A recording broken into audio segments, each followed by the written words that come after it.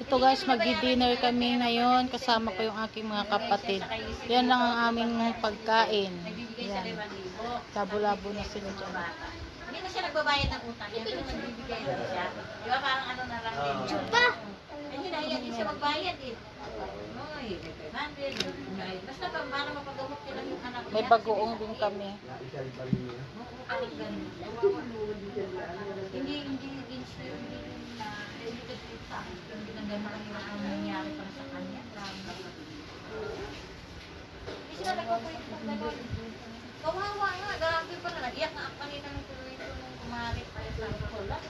Grabe. Nandun ba nandun yung biyanan niya? Oo, nandiyan. Kararating lang galing sa Singapore. Kasama din yung apo niya ulit? Hindi. Naiwan doon?